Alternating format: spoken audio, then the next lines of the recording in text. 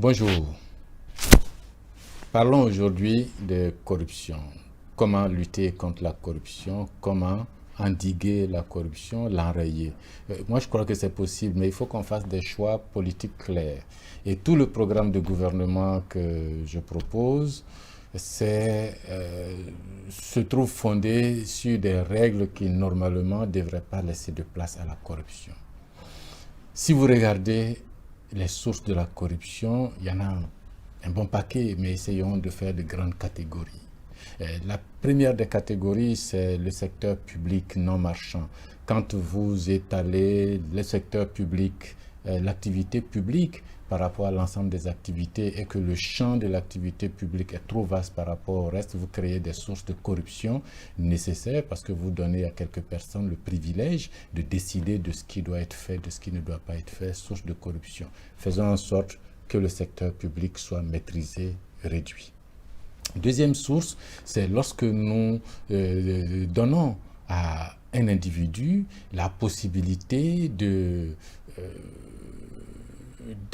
nous autoriser par un acte de vie courante l'accès à un document, à un papier.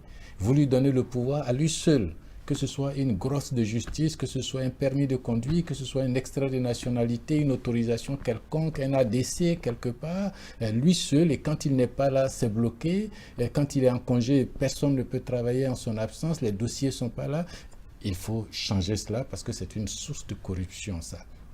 Pour changer cela, il faut que les agents de l'administration soient interchangeables et que la continuité de l'État soit ressentie sérieusement dans les administrations et que les sanctions soient prises en cas de défaillance. Le troisième élément, c'est quand la réglementation même rend difficile ou arbitraire l'accès à une profession. Tout le monde est tenté alors d'aller à la corruption pour y accéder. Ce type de réglementation, il faut changer. L'accès aux professions, l'accès aux activités doit être ouvert, doit être transparent, doit être laissé libre. Quatrième élément, lorsque l'administration bloque des marchés pour créer une sorte de pénurie artificielle. Et évidemment, vous encouragez le marché noir, le marché parallèle, et puis après vous vous plaignez de la corruption. L'administration doit avoir un accès transparent à tous les marchés et doit garantir la transparence au marché et l'équité sur ces marchés. Ça, on peut le faire. Dernier élément ou avant-dernier élément, c'est quand nous-mêmes, nous nous levons pour demander à l'État, fais ça pour nous, fais ça pour nous. L'État n'a qu'à faire ça, ce que nous appelons nos doléances. Et chacune des doléances est une opportunité de corruption que nous donnons à quelqu'un. Si l'État fait son travail correctement, les populations n'ont pas besoin de formuler des doléances. Le débat a lieu à l'Assemblée nationale lorsque le budget est présenté dans le régime parlementaire. Chaque gouvernement, chaque population, quelle que soit la région où elles sont, doit savoir ou doivent savoir ce qui est dans le budget les concerne. Pas besoin de quémander la politique publique. Et quémander une politique publique, c'est une source de corruption. Il faut en arrêter et pour ça, l'État doit faire son travail. Et puis, ça c'est nous-mêmes maintenant, dans une sorte d'éducation. Il faut que nous arrêtions avec le clanisme, le communautarisme, le régionalisme, le tribalisme, l'ethnicisme.